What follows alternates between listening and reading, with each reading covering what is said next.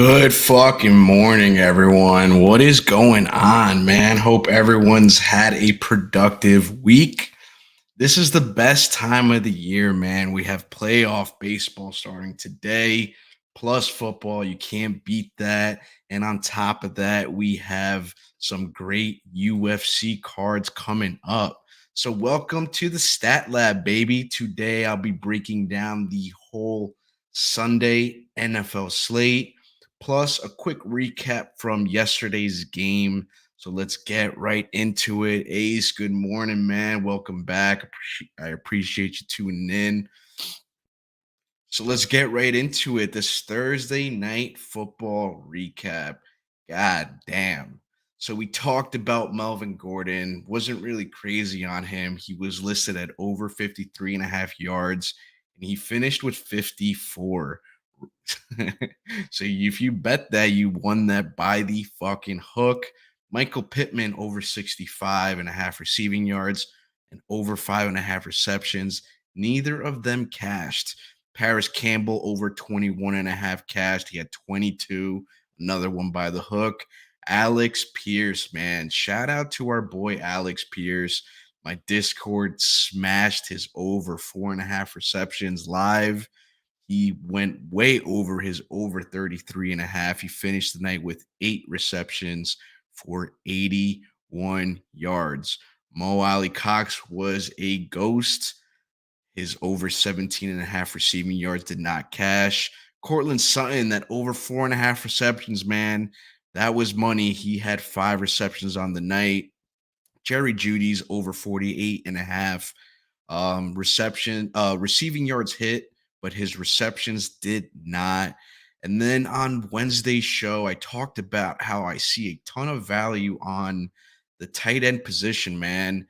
And there was Albert, and that weird ass last name was fizzled out of that offense. Schobert had 5 receptions for 36 yards.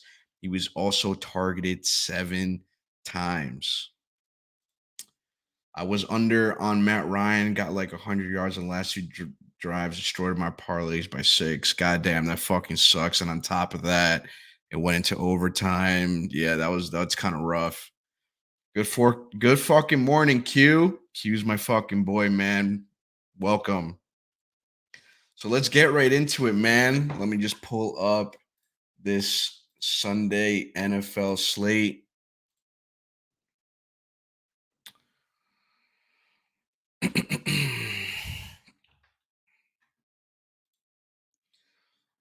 So Sunday, baby. First game I want to talk about is the Giants going up against the Packers.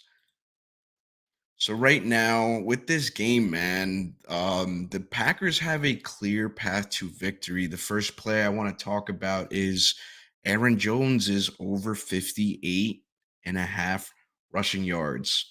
So Aaron Jones has gone over this mark in 2 of 4 games, but when he has gone over it, this fucking number smashes. He had 132 rushing yards against the Bears, 110 rushing yards against the Patriots. Aaron Jones is averaging an impressive 6.8 yards per rush attempt. Great number. Giants defense on the season has given up 5.08 rushing yards per attempt. The Giants defense against the running backs this season, Khalil Herbert had 77 rushing yards against the Giants. Tony Pollard had 105. Ezekiel Elliott had 73. Christian McCaffrey had 102. And Derrick Henry had 82. So every running back that the Giants played, this number has hit. I was kind of surprised to see it at over 58 and a half. Maybe it's because AJ Dillon's still there, but I really do like this number. The second play I want to talk about is going back to my boy Aaron Jones, man, that this over 85 and a half rushing plus receiving yards.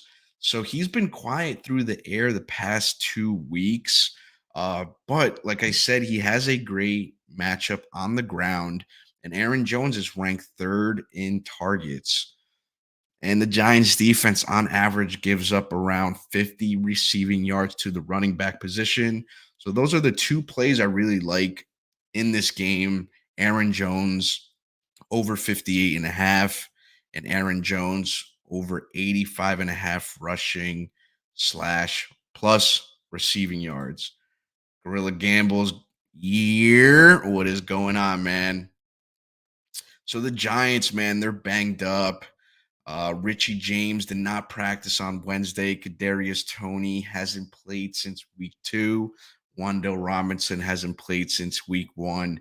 Kenny Galladay is not expected to travel with the team, and Sterling Shepard is done for the season. So the Packers do have a great path to victory here. They attack the Giants on the ground, and you got to take advantage of it, especially with how banged up these Giants wide receivers are, man. Saquon Barkley can't continue to do it all, man. The leading receiver in the Giants' last game was a tight end, and I believe he had 23 receiving yards. Definitely not sustainable. And on top of that, Daniel Jones, when he is passing, he's running for his life. So that injury, he got hurt last week, ankle injury. So that we kind of saw that coming, man. They got to really fix up that offensive line. But give me Aaron Jones all fucking day. Next play I want to talk about is next game I'm going to talk about is the Steelers versus the Bills. Heavy fucking favorites here, man. Travis McGuire, good morning, man. So the Bills are heavy fucking favorites, minus 850. The spread is currently at minus 14. So my first initial thoughts here was to kind of pass up on this game, especially with how big of a favorites the Buffalo Bills are. But I actually do see a lot of value here. There are two plays I want to talk about in this game. So the first one, which is kind of obvious here, is the Stefan Diggs. Wow. When I was looking at it this morning, man, he was at over 77 and a half receiving yards. Now he's at over 80 and a half. So the people that are placing these bets today, that's where the sharp money's at, man. So it looks like they already moved this line up by 3 yards. So the reason why I'm interested in the Stefan Diggs play is because Isaiah McKenzie and Dawson Knox are banged up. Isaiah McKenzie's currently in the concussion protocol still. And in week 2, Gabe Davis was out and Stefan Diggs fucking ate, man. 15 targets, 12 receptions, 122 receiving yards. So if Isaiah McKenzie or if Dawson Knox are out, I'm going to be very interested in this play. Stefan Diggs has gone over this mark in 2 of 4 games. One of those games where he did not pass this over 77 and a half mark was against the Dolphins. He had 74. And the second game was against the Ravens last week. If you watched that game, you saw that there was a lot of rain, a couple weather implications, and he had 62, man. So if Isaiah McKenzie or if Dawson Knox are out, I do like this. Unfortunately, it did go up from 77 to 80. I mean, that's not that big of a deal, but this is definitely a play I'm interested in. Second play, Devin Singletary over 73 and a half rushing plus receiving. I'm very, very interested in this play. Lucy, good morning. Happy Friday. Thank you for tuning in. Bro, I feel so bad for Jones, whether actually good or not, he's getting killed. God damn, that primetime game against the Cowboys, dude. I felt like he had like 1 second to look down the field and see who's open, 1 second to make a decision. Once it got past that 1 second mark, he was running for his life. Definitely feel bad for Daniel Jones. But I mean, Saquon Barkley's making it work, man. He's had, I believe, 2 games where he absolutely ate. I just don't think it's sustainable, and I'm a big Saquon Barkley fan. But back to this Buffalo Bills game. So the second play I talked about, Devin Singletary over 70. It just moved. I don't know if you guys saw this, but this was at over 73 and a half at plus 100. Now it's at over 74 and a half at minus 105. God damn. I mean, this is just another reason why it's a good reason to get those plays in early, man. You think it's moving now? Wait until you see these plays on Sunday. They fucking move, man. The more money that's placed on it, it moves. But back to Devin Singletary. So Devin Singletary saw his season high in attempts. It was only 11, but it was last week against the Ravens. He had 49 rushing yards. But the thing that I liked was that he was averaging 4.5 rushing yards per attempt against the Ravens defense. The loss to TJ Watt has really hurt the Steelers run defense. Steelers defense gives up the ninth most fantasy points per game to the running back position. Steelers defense on average gives up 111 yards per game to the running back. They also give up 39 receiving yards per game to the running back position. So the only problem with this play is how much the Buffalo Bills like to pass. So Devin Singletary, he saw his season high in attempts last week, and it was only 11. So if you do play this, he has to make the most out of those rush attempts. So I might almost lean Devin Singletary. Let me see his receiving yards. Devin Singletary receiving yards 17 and a half. It is at minus 130, but I might rather prefer that. Um, this is a play that I'm going to have to continue to eye up, but I'm definitely interested in Devin Singletary over 74 now and a half rushing slash receiving. Baby girl NYC, happy Friday. Thank you for tuning in. I feel Singletary is underrated on his own team. They don't give him any carries to actually get going. I agree, man. Definitely agree. They brought in what's his name? James Cook to this offense, and he um week one he had a carry, but he fumbled first carry, so he only ended up playing 3 snaps. So the one thing about Devin Singletary that I forgot to mention is if you look at the snap count, the one thing that I really liked is that every other running back on this offense, Reggie Gilman, Zach Moss, James Cook, Tawan Jones hasn't played, but he's listed on here. But everyone's snap percentage has gone down in week 4. It was just a Devin Singletary show. So that is something that I really, really like. And another thing about Devin Singletary, man, I forgot to mention this. I don't know why I did not mention this. Devin Singletary, the past 2 games, has fucking smashed that. He's listed at over 17 and a half receiving yards. The last 2 games, man, this has fucking smashed. Against the Dolphins, he had 78 receiving yards, 11 targets, 9 receptions. And then against the Ravens, he had 47 receiving yards, 5 targets, 4 receptions. So I really do like that. Plus, another thing is the snap count, man. Week 4, it was just his show. So do they continue to do this? To continue to let Devin Singletary run the fucking rock? I'm glad he's having success through the air, but the Buffalo Bills, man, it's very interesting. They do have the running back depth, so if Devin Singletary doesn't get going on the ground, I'm sure you're going to see Zach Moss or James Cook kind of get a crack at it. But I still do like that. Definitely like this over 77 and a half rushing slash plus receiving, and even Devin Singletary over 17 and a half receiving yards. Sean, man, welcome back to the Stat Lab. Appreciate you tuning in, brother.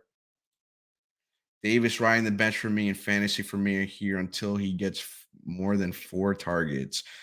God damn. So Gabe Davis was a huge sleeper pick in the whole fantasy world.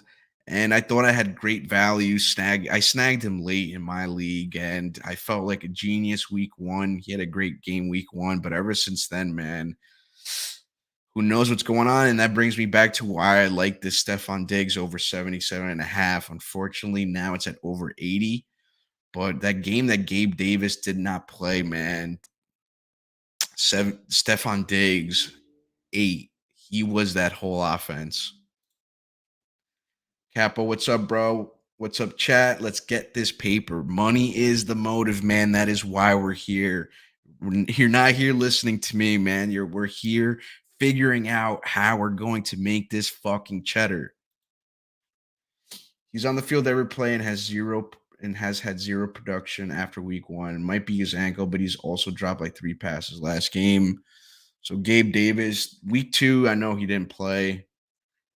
But you're right, man. 80, he played the most he played almost 20 more snaps than Stephon Diggs in week three.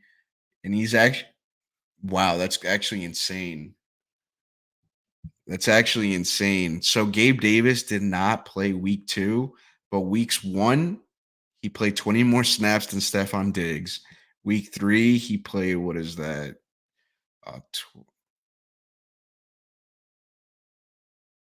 24 more snaps than Stephon Diggs in week three. And week four kind of came back a little bit closer, 63 to 61. So that is very interesting. So that's in terms of the fantasy world, yes, his production might not be there, but he is on the field, man. He is on the field, so it's not a guy you can necessarily give up on. Let's see. So those are the two plays I like for that game. Back to the board. What do we got, man? Next game I'm going to talk about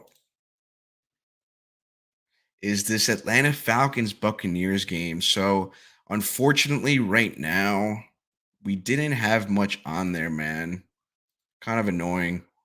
Yep, you see, we only have receiving yards for Fournette and Tyler Algier. We just have running back props, man, which is kind of annoying. So the Falcons, they lost Cordell Patterson. He's been placed on the IR. It's a damn shame, man, because he was a lottery ticket in the fantasy world last year. He continued to produce in this season. So they lost him. Damn shame. So Tyler Algier, don't know how to pronounce the last name. So if you can correct me on that, I appreciate it. But he's listed as the RB1 in the depth chart. But unfortunately, we don't have much to talk about. But a name I'm going to keep an eye out on is Cameron Brate. The Falcons give up the third most fantasy points to the tight end position. Cameron Brate is third in targets on the season, and Cameron Brate is second in targets in the past 2 weeks. So I'm expecting the Buccaneers to kind of roll here. They are minus 450 favorites, so it's not like I'm breaking any type of science for you guys with this, but I'm expecting the Buccaneers to kind of roll. But the thing that I didn't like about Cameron Brate, I do like I do want to attack the tight end position against the Falcons, but the problem is that he's banged up. Tampa Bay Buccaneers. Yeah, Cameron Brate, concussion. So he does not practice on Thursday. It's not a good sign uh in regards to his matchup against the Falcons. But Chris Godwin practiced, Julio Jones practiced, Mike Evans just fucking ate. And if you've been tuning me since day one, man, every time we pull up this Buccaneers news, I feel like everyone is they're missing everyone, man. So it's good to see that both Julio and Chris Godwin did practice yesterday. Great news. On to the next game, baby. 17 people in here, man. I know that's not a lot, but it's something, man. It's something. So I appreciate you guys tuning in. I really appreciate it. We are here. breaking down the Sunday NFL slate, and I'm talking about some player props. So let's make this fucking money and continue the show. Next game I'm going to talk about is this. Where is it? This Bears Vikings game, man. Bears, Vikings. Vikings are minus 345 favorites. So I briefly talked about this game on Coach JB show. I was on there prior to this. Is this thing fucking loading? God damn it. So we have the Bears, Vikings. So David Montgomery logged in a limited practice on Thursday. We still don't know the status of David Montgomery. But they have Khalil Herbert, and he did pretty well last week. So he can handle the running RB1 duties. Regardless, I don't really want anything to do with this game, especially on a Sunday when you have so much other shit to attack. But fun fact, man, that I've mentioned this on Coach JB's show. Darnell Mooney leads the Bears in receiving yards at 121 yards. 94 of those yards came last week against the Giants. That's a big yikes. And in the player prop world, receiving receptions, I want nothing to do with it, man. There's so much more opportunity on the board. And I also feel like Kirk Cousins is kind of a wild card, man. So I'm just going to have to pass on this game. I'd rather place my chips elsewhere. The next game I'm going to talk about is this Dolphins Jets game, man. Dolphins Jets game, very interesting. You do some hard work, man. You deserve even more. Yo, Eric, man, this is the first time I'm doing this. First year I'm doing this. But I've been in the game for a while now. But in terms of the streaming world, this is brand new for me. So I'm still learning, still trying to figure out what works, what doesn't. So there's a lot of stuff to figure out, especially um, when you don't have that much time, man. Like, the season flies by. We're already in week 5, so the learning curve is small, but I'm trying my best here. And the hardest part is starting. So we did start, so it's only up from here, baby. Let's go. Moody El Khatid, what is going on, man? Appreciate you tuning in. So this Dolphins game, man, I got an interesting play here. Let me pull it up.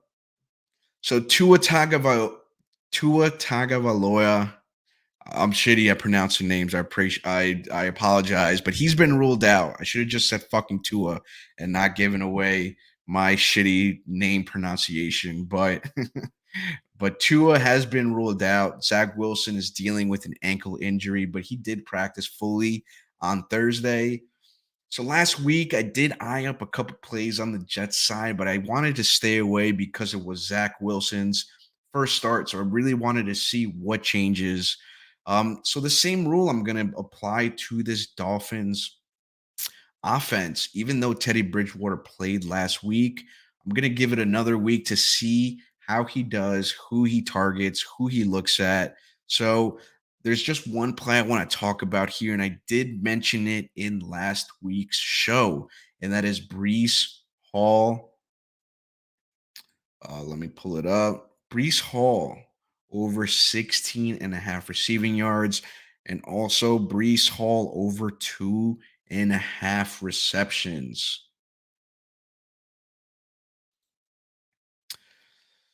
So Brees Hall, very interesting play here, man. He only had 2 receptions for 12 yards last week, and I'm so fucking glad I stayed away and had discipline and stayed away because I wanted to fucking hammer this last week because it was listed at the same fucking prop. It was listed at over 16 and a half, and I stayed away. Thank fucking God because he finished with 12. But the thing that I love here is that even though he only had 2 receptions, he had 16. He had not 16. He had 6 targets, which was tied with Garrett Wilson, and he had one less target than Corey Davis. The Dolphins are ranked third in least fantasy points allowed to the running back position.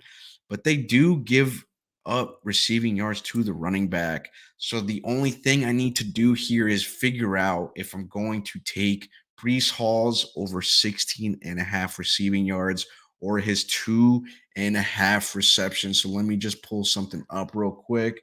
Brees Hall, man. So the thing I like about Brees Hall, I felt like I was a little bit ahead of the curve last week talking about him emerging as the RB1 in this offense. And that trend continues, man. Michael Carter outsnapped him in week one. Michael Carter outsnapped him in week two.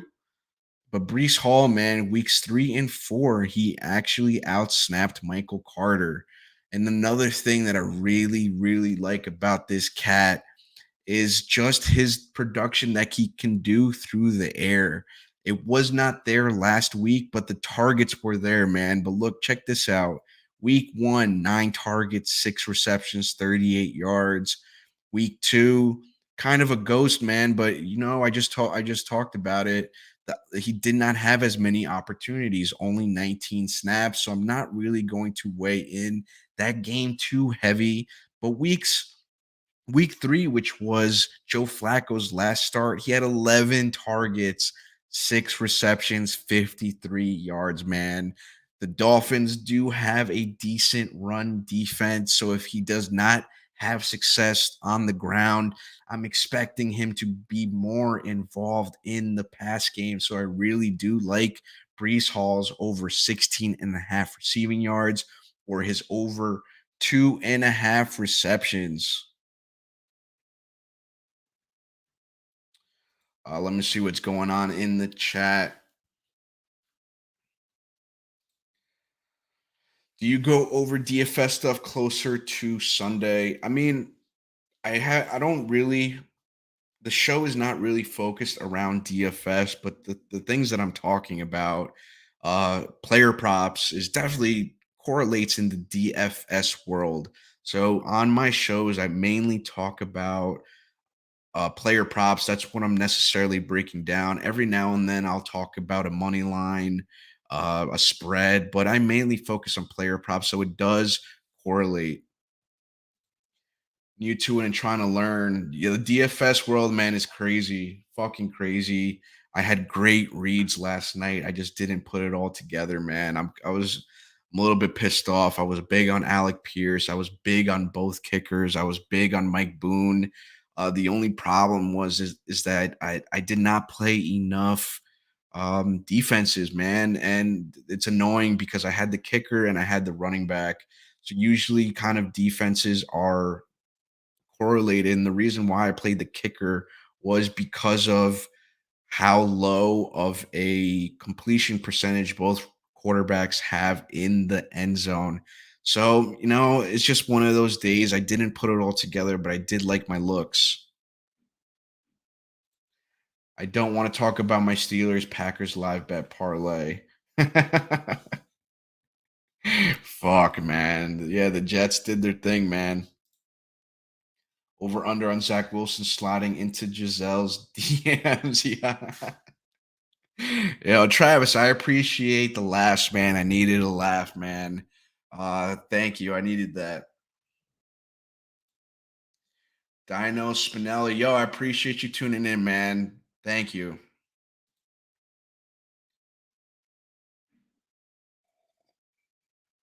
Yeah, he had that one blocked field goal. And also they went for it on fourth down. Crazy.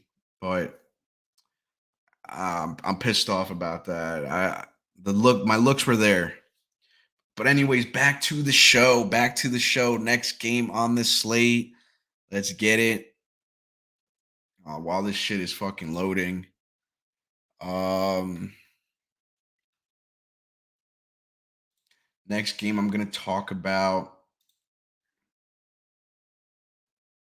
is this Texans Jaguars game, man. So this game is interesting. The Jaguars are heavy favorites here, minus 325, and the spread is currently at minus 7. So this isn't. Excuse me. So this is another game I'm not necessarily crazy about. I am going to talk about one play, but I'm not really crazy about this game. The Texans did lose to the Chargers, but the score was 27-24 in the fourth quarter. The Chargers scored. I'm talking about last week, by the way. So Chargers did score a touchdown late. So if you look at the overall score, the Texans did lose by 10, but it was a 27-24 game going in the fourth quarter. I mean, I'm just kind of it's just something that I'm adding to my notes, you know. And then the Jaguars, they put up 14 points against the Eagles in the first quarter, and then they completely uh fumbled the bag there, man. Quarters 2, 3, and 4, the Jaguars were outscored 29-7. So I'm not really crazy about this game for that reason. But the one play I want to talk about here is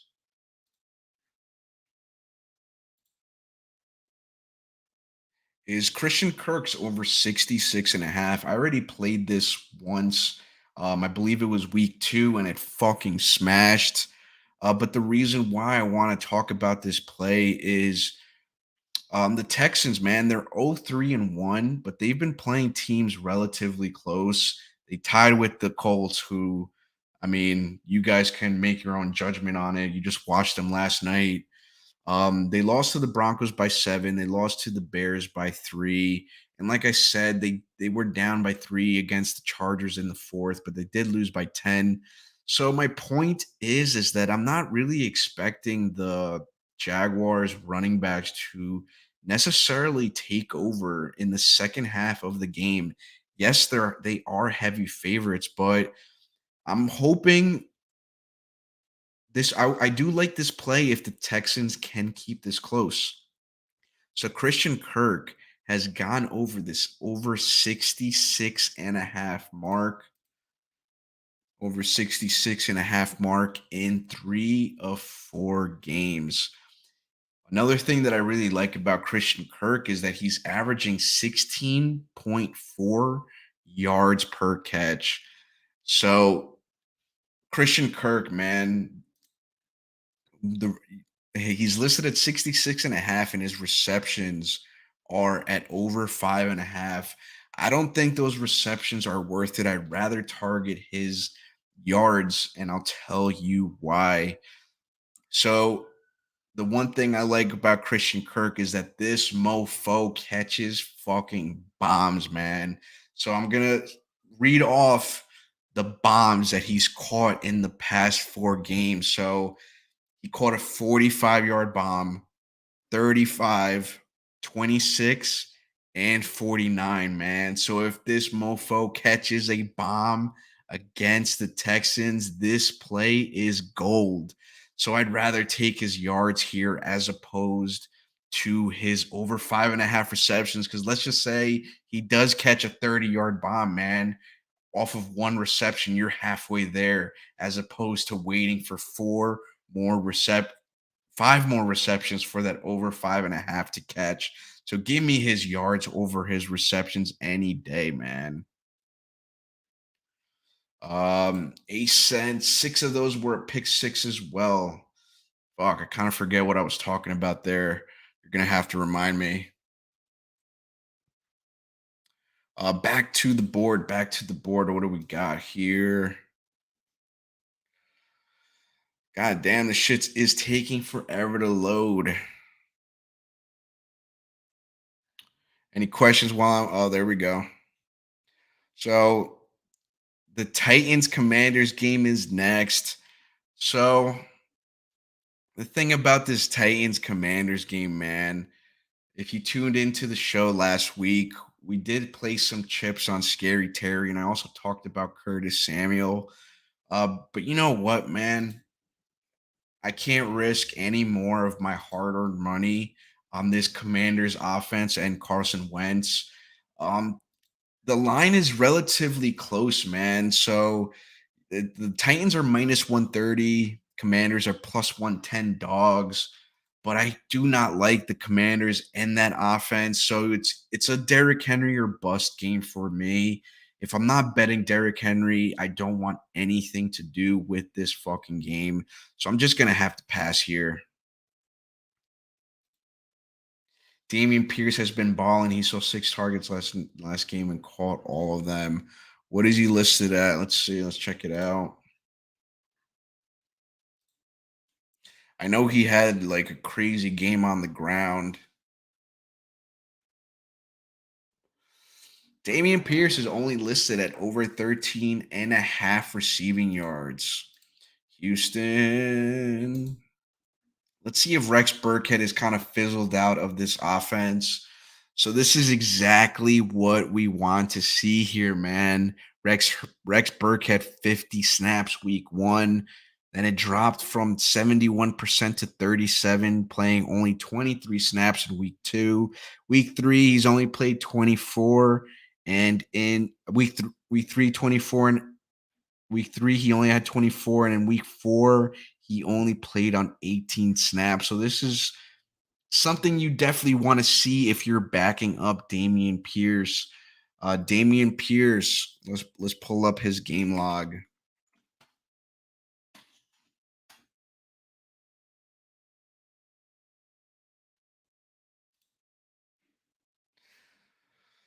Um, so Damian Pierce on the season is averaging 4.3 yards uh per reception. I do like that his longest receiving yards has, I mean, it's not that big, but he did catch all 6 of his targets in week 4 against the Chargers. What are his receptions at? Oh, come on. They don't have, over 2.5 receptions. That is very interesting. I think I'm gonna add that um to my watch list. Damian Pierce over 2.5 receptions, or Damian Pierce over, shit's fucking frozen. Over, what was it, 16 and a half?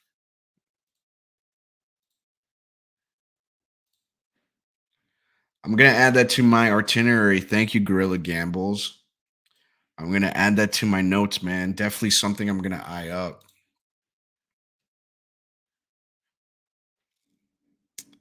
Damian Pierce over 13 and a half receiving yards.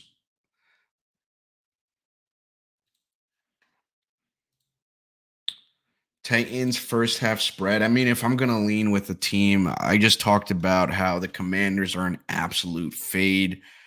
Fuck that. I'm not putting any more money into that offense. Hell no. So I do agree with you there, man. Biased or not, I don't trust that offense. Um, Titans first half spread. I mean, if it's got to be under that number though, that magic number. Let me pull it up. I'm sure it is though, because the full game spread is at only minus 1.5. So what is the half? What are the half? What's the half at? The Titans minus 1 first half spread is currently at plus 100. So great odds there, man. I do agree with you. That's a great look.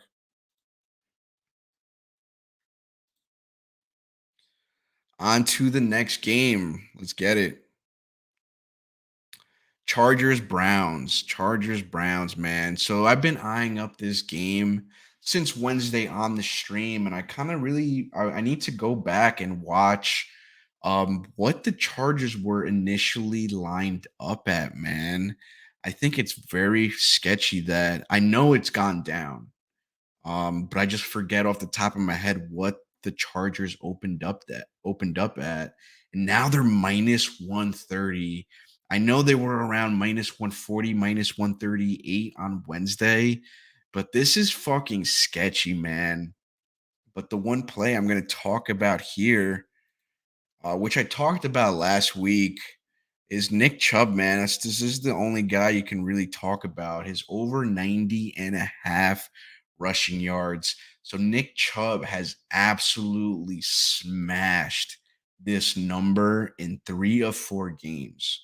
He's averaging 5.7 rushing yards per attempt. And this Chargers defense lost Joey Bosa, man. He's expected to miss 8 to 10 weeks. So bad news for Joey Bosa as a person, but this is great news for Nick Chubb and the Chargers, man. They give up the fourth most fantasy points to the running back position. So I'm going to have to favor the I think I'm gonna take a dog shot on the Browns here. Very sketchy line, but I really do like this Nick Chubb over 90.5, man. He has smashed this number in 3 of 4 games. Browns money line, baby. I'm glad you're on the same page as me with that because you were on the Cardinals last week, which I want nothing to do with that game. So I'm glad you're on the same side here, Zaza. I'm going with better coaching for that one, Rabel versus Rivera. I mean, just in that and also the team, man. Like the the thing about the Titans is it's all Derrick Henry. That's why I said Derrick Henry or bust. I tried giving Robert Woods a look last week. They listed his over 4.5 receptions at plus 120. I gave it a look. I didn't play it, thank God. I believe he has 3 or 4 straight games now with 4 receptions. He hasn't gone over that 4.5 reception mark yet. So the Titans commander, man, it's Derrick Henry or bust for me. Back to the board. Back to the board. What we got here? What we got here? Let's see. What we got? Lions, Patriots. This is the next game I want to talk about, man. Um, so let me just see if they added anything this morning. There was nothing. We just have Jamal Williams. We just have Jamal Williams rushing yards, Jamal Williams receiving yards, Jamal Williams rushing plus receiving. So we have no props up available. So what I'm going to talk about for this game is kind of what is going on here. So DJ Chark and Hawkinson returned to practice on Thursday, but Ahmad St. Brown has not practiced. And the reports are that the Lions do have a bye in week 6. So they are kind of leaning to just resting him in week 5. They have the bye in week 6. And that way he's good to go week 7 and hopefully for the rest of the season, man, because he is a stud.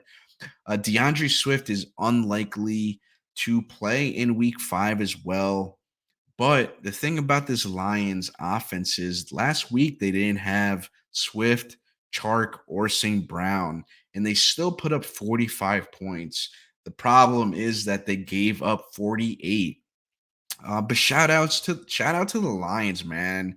I do like what they're doing, and they are very entertaining, even though they are still losing. But 2 of those losses have been by 3 points, and that other loss was by 4. I believe it was against the Vikings. So when I first saw that the Lions were plus 3.5, that definitely caught my eye, man. I believe actually on Wednesday's show, the Lions were plus 3. So that definitely caught my eye, especially with their history of losing by 3/4 points. But now they're at plus 3.5, and I kind of figured out why that is. So looking into this game, man, I believe that Mac Jones is going to play. That's the only reason why I believe this line is where it's at. Because there's no way the Lions are plus 3.5 with a third string quarterback. Um, Brian Hoyer was placed on the IR. So if they were going up against a third string quarterback, I don't think it would be at plus 3.5. So I'm expecting Mac Jones to possibly return this week. And I'm also expecting the Patriots to run the same game plan they did against the Packers, is to run the piss out of the ball, man. The Lions are giving up the second most fantasy points to the running back position. But right now, we don't have any props available outside of Jamal Williams. So this is a game that you're going to have to continue to monitor the injury report.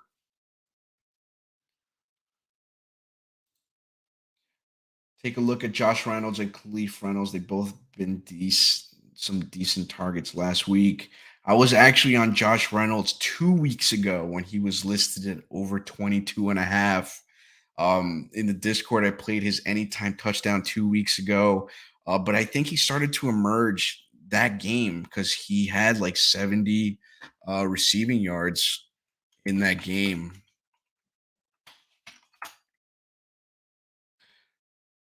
Photographic memory, man. I remember that shit. Um, was it against the Vikings? Yeah, against the Vikings, man. Against the Vikings, man. Great game. 10 targets, 6 receptions, 96 yards. Against the Seahawks, 8 targets, 7 receptions, 81 yards, and a touchdown. He does have 2 touchdowns on the season. Definitely a name I'm eyeing up, man. I bet you the Rams wish they never let him go because he is producing, and the Rams could really use another wide receiver right now. Definitely a name to keep an eye out on, but you just don't know, man. There's no fucking props available for this game, so definitely a name to keep an eye out on. Patriots gonna run the piss out of the ball and control the clock. Hopefully, yup.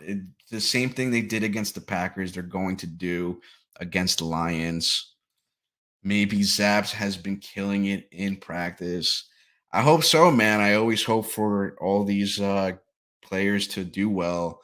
Outside of the teams that are on my fade list, like the Commanders, fuck them, bro. I had enough of them. Josh Reynolds went off last week. Yeah, man. 81 yards, 7 receptions, and a tutty. I like that. And another thing too is when St. Brown was there, look at this consistency, man. This is what you want to see when you take um you're looking at look at this consistency, man. Look at his longest reception in all games, even with a crowded, well, not necessarily a crowded wide receiver room, but in weeks one, man, longest reception 28 yards. Week two, longest reception 23. Week three, longest reception 26. And week four, longest reception 26, man. So you do love that consistency. Same thing with Christian Kirk, man. It is listed at over 66 and a half. But bro, Christian Kirk, man, he catches fucking bombs, bro. 49 longest reception week one, 26 longest reception week two, 35 longest reception in week three, and 45 longest reception in week four. I love seeing that when I'm taking receiving yard props, man, because these guys can get you almost halfway there with one reception. So, yes, Josh Reynolds, it's definitely a guy to keep an eye out on. And Christian Kirk, man, this over 60 is always live, bro. Even was it, yeah, yo, even in the rain, bro. Against the Eagles last week, he had 9 targets. He only caught two, but maybe that was because of the rain. Was it because of the rain, man? And he had 60 yards, bro. And he is very consistent outside that game against the Eagles where there were no weather implications, man. 6 receptions, 6 receptions, 6 receptions. Christian Kirk is going to be a money maker this season. Big Grit, what is good, bro? Packers are going to whoop the absolute shit. I mean, if you're just tuning in now, man, I talked about that game. The Packers have a clear path to victory. If you're just tuning in now, man, I'll quickly go over what I like in that game. And that is the Aaron Jones over 58 and a half rushing yards, man. So the Giants defense against the running backs, they let Khalil Herbert eat for 77 yards. Tony Pollard, a backup running back, 105. Ezekiel Elliott had 73. Christian McCaffrey had 102 and Derrick Henry had 82. So that Aaron Jones over 58 and a half rushing yards. I definitely like that play. And that is their path to victory, man. We know the story with the Packers and their receivers, but they still have Aaron Jones and AJ Dillon. The game plan is to just shove the ball down their throat on the ground. So Aaron Jones, I really do like that play. Back to the board. Back to the board. What do we got? What do we got? What's the next game on the slate? Let's see. Let me see. Let me see my notes.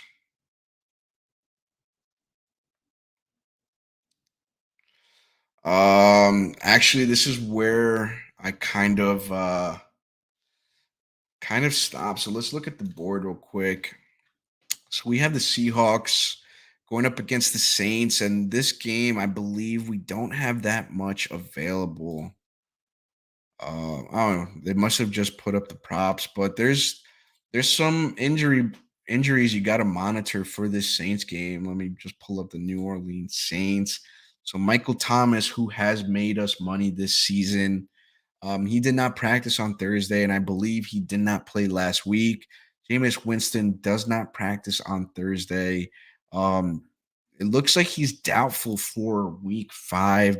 Alvin Kamara, who hurt his ribs in week 2, he says he's going to be out there in week 5. Taysom Hill was limited. Jarvis Landry remains to be sidelined.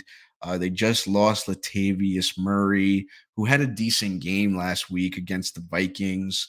So I don't know, man. This game is very interesting, and the Seahawks just they were just in a shootout against the Lions, and they put up 48 points. Man, great game to kind of get your mojo back because you did see in Week 1 the Seahawks against the Broncos. Geno Smith had that mojo, man. The first half he played great. Second half he kind of fizzled out, but the Seahawks, they're an interesting team, man. I feel like they are not getting enough credit um, for what Geno Smith's doing. So this line, the Seahawks plus 5.5, very interesting. I have not really figured out this game, but I just read to you the what the Saints have going on in that offense, man. A lot of guys banged up. A lot of guys banged up, man. So I don't know, man. I do kind of want to give the Seahawks plus 5.5 a look, but I don't want to have too much recency bias on this Lions game that they just played because the whole public is aware of that. And I'm sure the Seahawks are going to be a popular public play this Sunday. Next game, 49ers going up against the Panthers. This is another game too where I'm sure the public is going to be super heavy on the 49ers, man. The Panthers, they did not play in a primetime game, but last week there was only 3 4 o'clock games. So if you saw Red Zone, man, you every time they were on red zone, it was very, very gross. I believe last week Baker Mayfield only threw for like, let me pull it up. Baker Mayfield.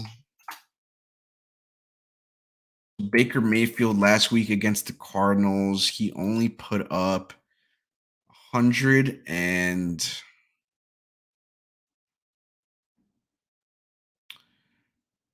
197 yards against the Cardinals. And what's crazy about that is Christian McCaffrey, he he was 81 of those 197 passing yards. So that is a red flag for me. Um, And then the 49ers looked fucking great against the Rams. Everything clicked that game. Debo Samuel, we talked about our boy Debo Samuel, how he's a yards after catch machine, and we saw that against the Rams, man. Um, let me see the board. Let me pull up the board here. What we got? I always like Kamara, man. Kamara is my boy. I fuck with him heavy. One of my favorite players. Kind of a shame that he's been a little bit quiet this year, but he's fresh, man. Super swaggy. I love the way he runs. But when is he going to explode, man? Who knows how significant the this rib injury is? He already missed a week because of it. Is it lingering pain? Who the hell knows, man? But I always root for my boy Alvin Kamara. I think Baker gets benched at some point in the next few games. You know what? I'm a short dude. I'm not that tall. But like so when I sometimes see like a shorter quarterback, I kind of root for them, but I do see the problem with not being that tall of a guy, man. He's had so many balls swatted at the line. I don't know if you saw it on Twitter, where a reporter actually brought that up to him, and he had like a snotty ass answer asking the reporter if he knows a play that a drill that he can do to help with the balls being swatted by defensive linemen. So I don't know, man. Not a big fan of what's going on with the Panthers. And talking with Coach JB, he knows everyone, man. He talked about how Matt Rule has completely lost that locker room. Not great. Not a team that I want to put any type of money on. Definitely, it's the 49ers or bust for me. And on Wednesday's show, I talked about possibly taking the 49ers alternate spread at minus 2.5, parlayed with the Eagles alternate spread at minus 2.5. I do still like that. Um, Not a big parlay guy, but I think that is definitely a look that you can do with this 49ers offense, especially going up against the Panthers. But let's pull it up, man. What do we got? We got Debo Samuel. He's actually listed now at over 21.5 against the Rams. He was at over 30.5 rushing yards. So the thing about Debo is that he is one hell of an athlete. One hell of an athlete. And he can he can always do damage on the ground or even catching. So that is interesting to see that his rushing yards are actually at 21.5. Last week, like I said, they were at 30.5. Jeff Wilson is now at over 70.5 rushing yards against the Rams. He was at over 55.5. That's not notes, man. That is my photographic memory. I remember that shit. Brandon Ayuk over 46.5. Christian McCaffrey, he's only listed at over 35.5 receiving yards. That's very interesting.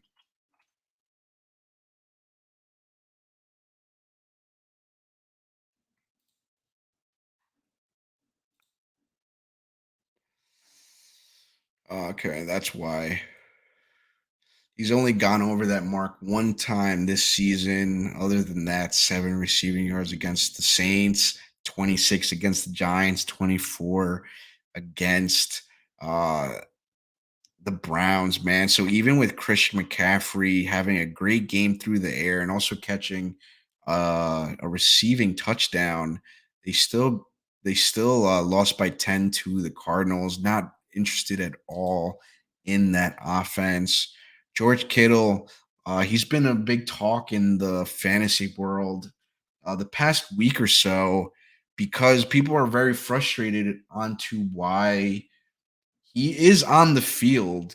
He is playing. He's just not being targeted. So a lot of people are saying that why is he being used as a blocking tight end as of late? So we are seeing his yards slightly down. I'm sure his receptions are down too then because last week they were at over 4.5. And now George Kittle is at over 3.5 receptions. So, what I'm assuming here, based on the Jeff Wilson yardage, over 70 and a half, they're probably expecting a Jeff Wilson game, man. Just run the clock, kill the clock, keep the ball on the ground. And I mean, tell me the last time you ever seen George Kittle at over 3.5 receptions, man. Very, very interesting. Why aren't you a parlay guy? I mean, I pick and choose my battles, man, but the parlaying, it kind of depends on the sport that I'm doing if I'm going to do it. But I mean, it's just not my cup of tea, man. And that's the beauty about sports betting is that you can do whatever the fuck you want. There's thousands of markets you can bet on, thousands, thousands. So that's the beauty of it, man. And with me, I just like betting player props. So that's my thing. Not that big of a parlay guy. I got nothing against it though. They're super fun to do. And you know what? I rather people throw like a Hail Mary 12 leg parlay for 5-10 bucks on the Sunday NFL slate instead of going to play the lotto. It's kind of like the same thing. A parlay, a big Sunday NFL parlay, 10 legger. That's like our version of the lottery, man. So I rather do that than the other shit that you can do. So no hate on parlays. I'm just a player prop guy. Jeff Wilson isn't worth it, I promise. As a Niners fan, he's beloved by most of the fans. But Kyle gets caught up in his own head and never just gives the back the ball.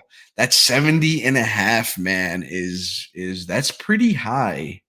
I mean, I won't touch it at that range. No way. Let me pull him up real quick. Jeff Wilson.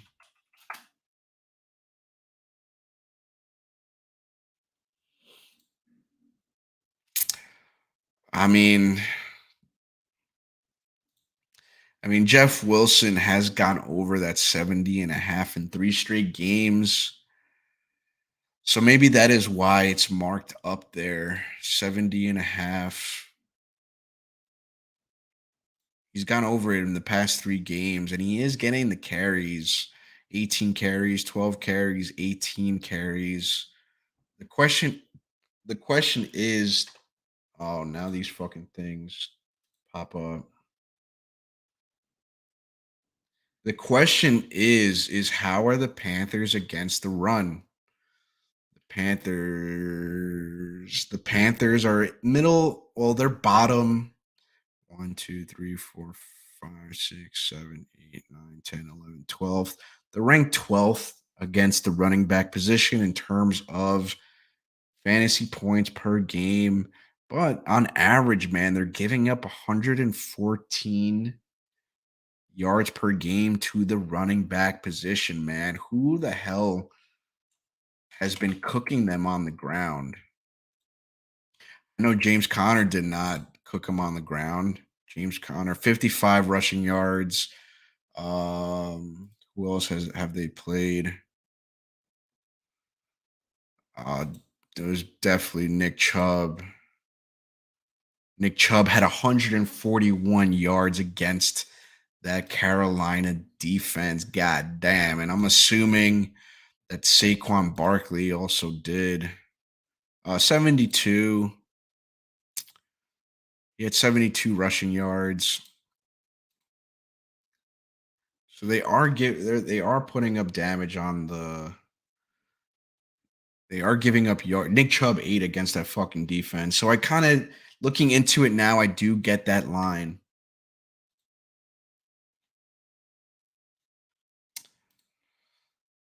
Definitely something to monitor. I forgot about that. Didn't they lose their center or was that the Rams? Definitely got to look into that. But regardless, I'm not really interested in that Jeff Wilson over 70 and a half. Um, let me pull this back up. Do we give up on George Kittle, chat? That is the question. I don't feel like we've never seen George Kittle this low. George Kittle, do we give up on him or do we throw a lottery pick on George Kittle? Over 3.5 receptions, man. I that is very low.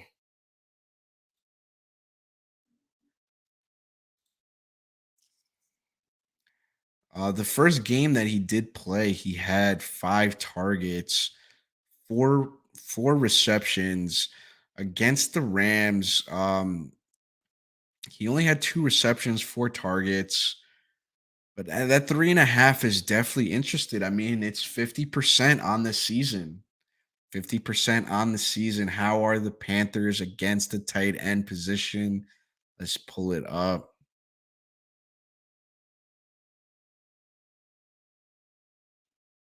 The Panthers are middle of the pack against the tight end position. The Panthers are giving up on average 4.2 receptions to the tight end position and 37 yards. George Kittle, where's he at? George Kittle, I mean, he's been consistent with his yards, 28, 24 yards. So I probably might rather take the shot on, yeah, his yards are at 38 and a half. I might rather take the shot on his over 3.5 receptions as opposed to his yards. He has not gone over this mark yet on the season.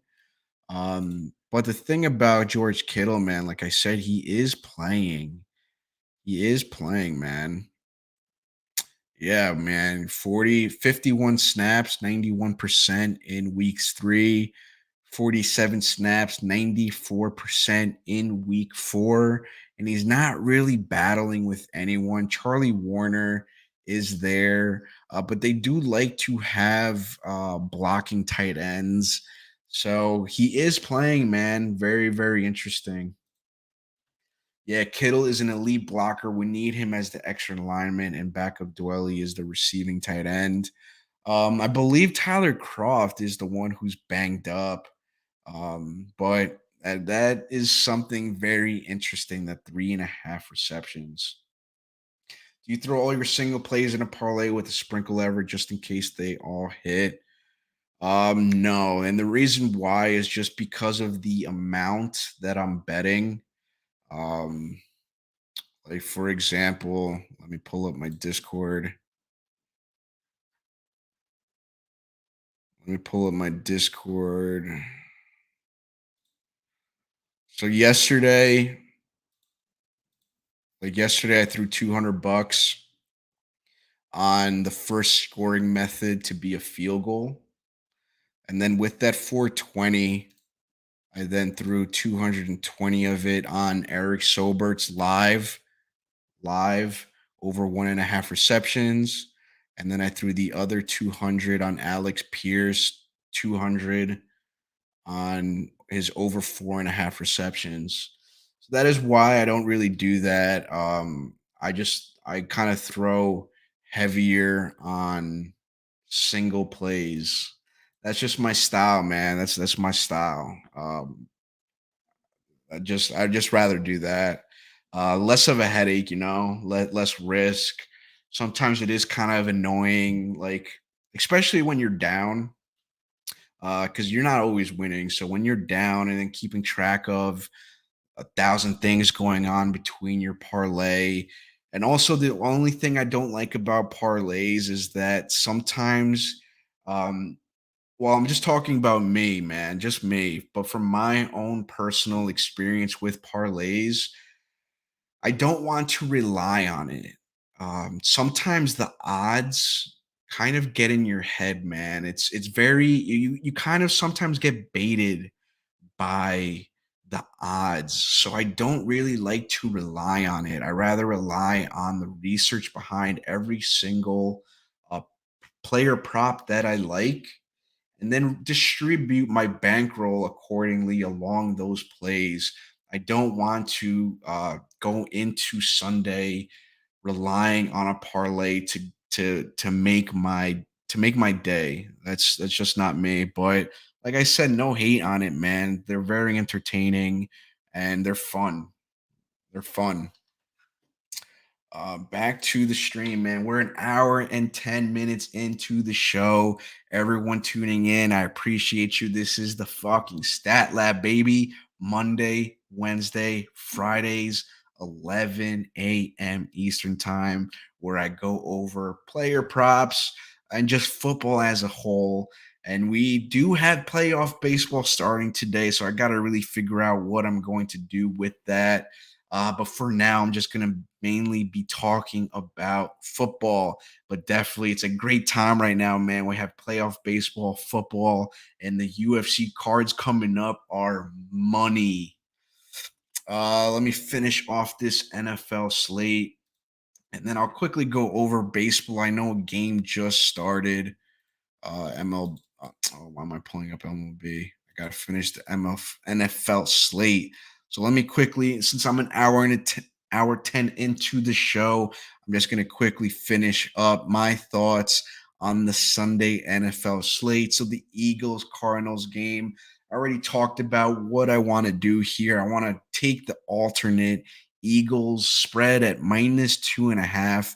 -5.5 is kind of at that weird number. So I'd rather take the Eagles -2.5 and the 49ers -2.5. Parlay that together and hopefully get it at around plus 100, plus 110, plus 120. Any if it's plus odds, I will take it. But if it's at a -110 for these two, I'm gonna have to pass. But not a big fan of the Cardinals this season. They need DeAndre Hopkins back. I feel like James Conner has also been quiet. Zach Ertz, he is getting targets, but the Eagles, man, very impressive team. I got to give them a lot of credit for being down 14 nothing against the Jaguars in the rain and coming back. And also, on top of that, not only did they win, but they also covered the spread. So, that is a team I do not want to bet against right now. I have to get behind the Eagles here. And I hope they beat the piss out of the Cardinals because Cardinals, they're kind of on my fade list. I want nothing to do with this team, especially after not.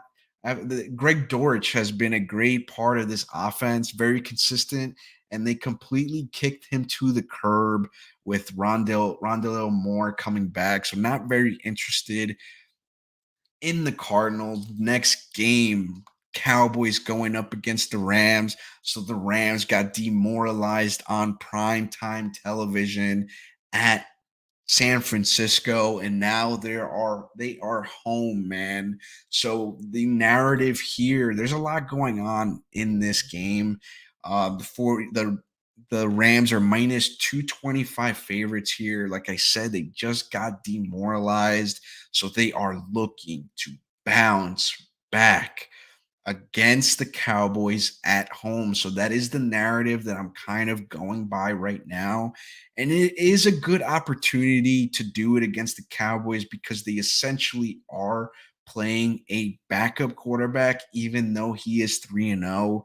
I didn't like how they played against the Commanders. So I can't really get behind the Cowboys here. But I can't also really get behind the Rams either because we saw it on primetime television, man. It's Cooper Cup or Tyler Higbee for that offense. You can't really uh, play any player props outside of those two. So not a game that I'm necessarily crazy about from a player prop perspective. On top of that, the Rams running backs have been complete shit. I told you guys last week to stay away from Cam Akers. Daryl Henderson was actually the leading rusher last week with 27 yards. So they have a lot of things to figure out. They need Van Jefferson back. Last game on the Sunday NFL slate is the Bengals Ravens. Very, very interesting game, man. When I saw that the Ravens were playing the Bills in the rain. I wanted to take that +3, +3.5. They completely bricked it, man. The Ravens had a great opportunity. I believe the Ravens were completely shut down in the second half against the Bills. Let me just pull it up. They lost by a field goal. This was insane. First half, it was 20-10, up by 10, and then they were completely shut down in the second half. So how much did the rain influence this game? A lot of questions. And then on the other side, the Bengals, man. How what's going on with that offensive line, man? Um I've been preaching about this Joe Mixon situation. Joe Mixon, man, he's averaging like let me pull him up.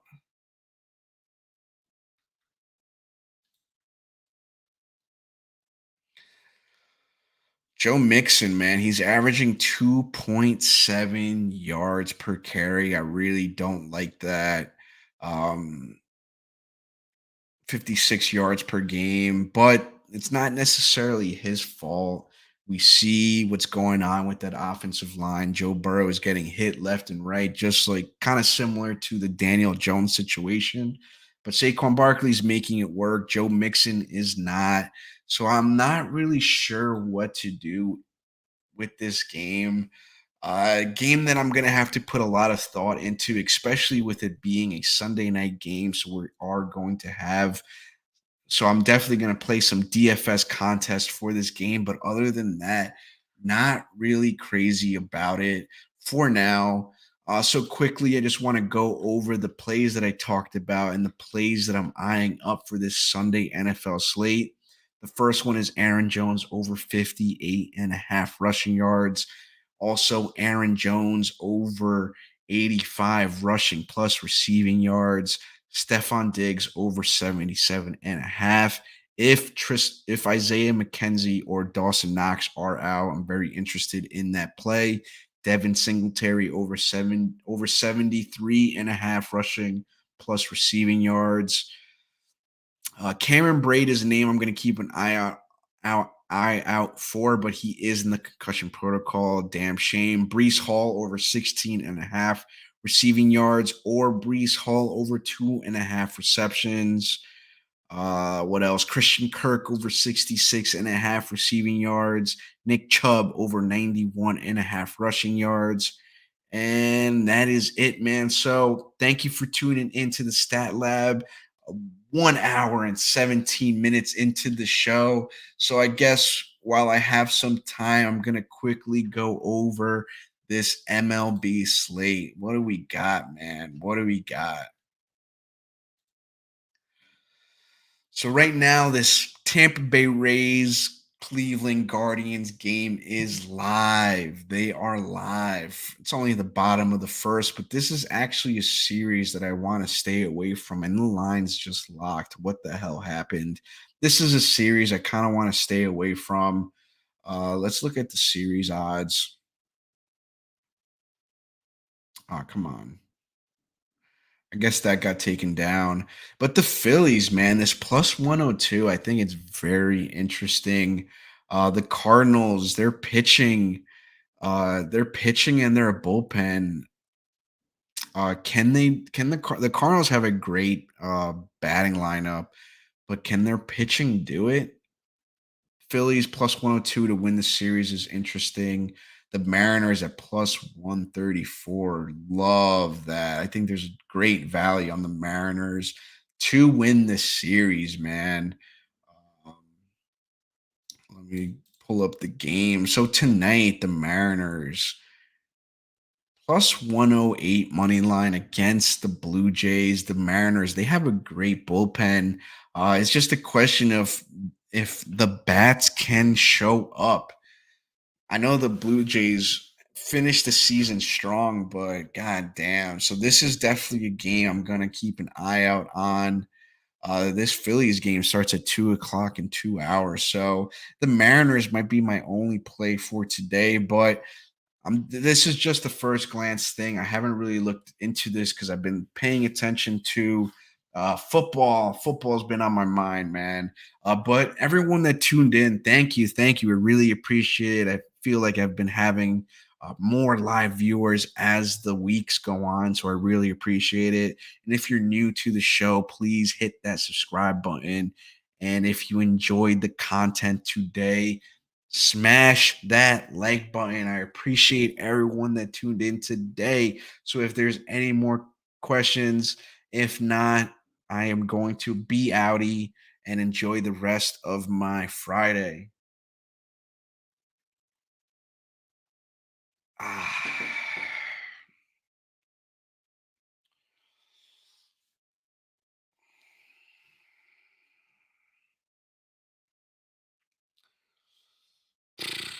So the game plan for today is once I'm logged off of this stream, I'm gonna go in the kitchen, cook me up a bacon, egg, and cheese, bacon extra crispy, ketchup, salt, pepper, and a little bit of Tabasco sauce. Gonna have to fuel the system, fuel the brain. Once I'm done in the kitchen, I'm gonna hop back in the lab and see what is going on with this MLB slate because we don't have football today. Well, we do have, I'm pretty sure we have college football on today, but no NFL today. So there is opportunity to money to be made possibly in this MLB Friday slate. We have 4 games on today. One game is currently live. So as soon as I'm done eating, I'm going to hop back in the lab and see what is cooking in this MLB slate. So if we don't have any more questions, like I said, thank you for tuning into the show today. I will I will be back on Monday. Maybe I can put together something in this this maybe this weekend. I might hop back on YouTube. I'm gonna post a link to my Discord in the chat. So this is where I hang out all day. We have a couple of members in the chat in the Discord. We chop it up all fucking day during the game. It's just a continuation of what is going on in the fucking lab. So join the Discord, man. It's a great place to be. We have over 400 members, man. We are always in there. Yo, Sean, man. Appreciate it, bro. If you have any recommendations from today's show or just overall, please shoot me a DM. And that goes for everyone, man. I don't take anything personal. If anyone has any type of recommendations, please let me know. But that looks like I'm gonna wrap up the show today. A minute 22 in. Appreciate everyone that tuned in. Enjoy your Friday and make sure you place your bets on this Sunday NFL slate, not on Sunday, man. Those lines go up. God damn, another spam in the chat.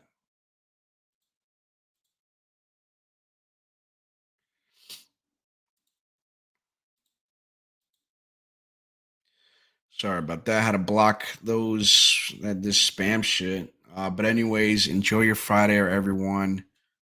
Peace.